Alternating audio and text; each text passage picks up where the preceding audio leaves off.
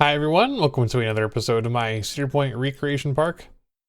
Last time we started work on the Marina area, laying down some dock areas and terrain work and some parking lots and stuff. Today we are continuing our Marina build. There's still a lot to do in this area. It's a pretty large part of the map as a whole, and there's a lot to fill out over here. Today is going to be a bit of a shorter episode in terms of actual build effort. We have all these docks built out and it's time to finally fill them up with a few boats.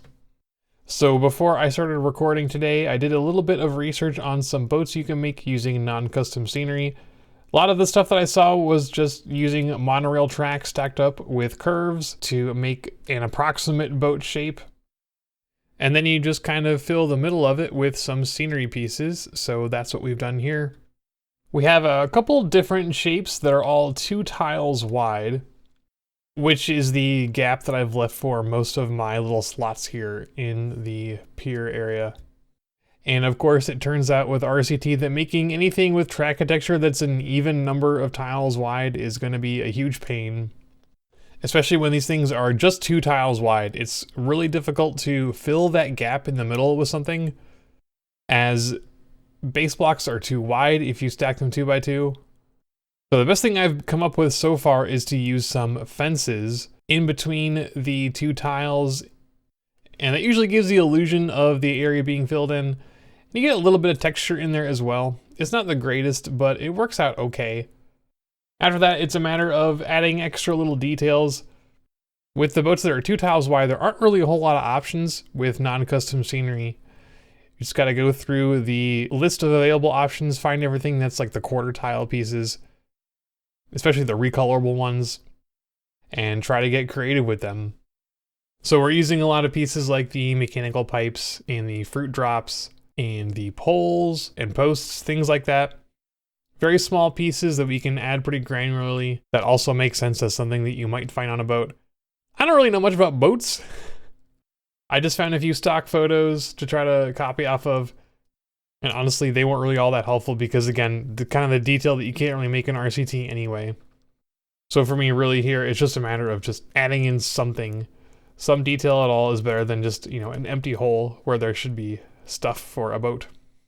I did make a few larger boats that were 3 tiles wide. There wasn't a lot of good spaces to put them, except mostly on the edges of the piers. But at least those were a lot easier to decorate since you can put one single piece of base block in the middle and have that be the top of your boat. Works out pretty nicely. So yeah, as always, making really good use of the scenery manager to make the job easier here. I built a couple different designs and then kind of copy pasted them around the marina. Still had to do a little bit of manual work to hide the supports. You probably noticed that when I do these kinds of track texture builds, I always make my supports pink so they pop out. They're very noticeable that I gotta hide them. And unfortunately, when you're using the scenery manager, you still have to go through manually and put down the support blockers individually for each boat that you've pasted. Kind of annoying, but better than being able to see some weird supports underwater. So yeah, even though this is pretty tedious to do, it was enjoyable. It's definitely a different style of building than I have mostly done so far.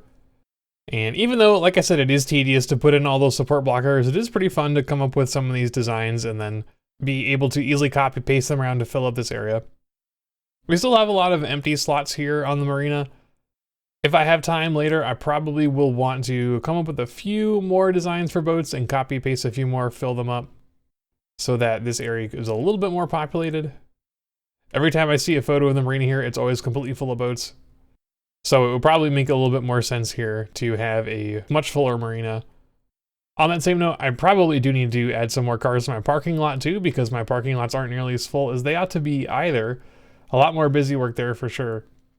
I've been meaning to do some of that work off camera, haven't gotten around to it yet. So yeah, probably going to be working on both the parking lots and the marina here, a little bit off camera, just to fill in these a little bit more. But even after all these boats are placed, we still have more work to do here on the marina yet. Debating whether I want to add a little bit more decoration to the docks here, like some fences or more little posts or something. That's a lot of tedious work as well. I'm not sure if that's going to be worth the effort. But even that aside, there's still a lot to be done on the surface. We've got some more parking lots to make, some more terrain work to do. And I also want to spend a little bit of time working on the coast. Right now it's just one big flat area of water with no real detail. But things are always going to look a lot nicer if we add some rocks and vegetation under there. So that'll probably be coming here pretty soon. I didn't think the marina would take quite this long to build, but like I said, it does take up a pretty significant amount of surface area here on the entire map. But anyway, I think that's about going to do it for today. Like I said, just a quick little episode making some boats. Lots more work to do here in the marina, but hope you enjoyed this episode. And as always, if you've got any comments, questions, or suggestions, please let me know. Thanks for watching.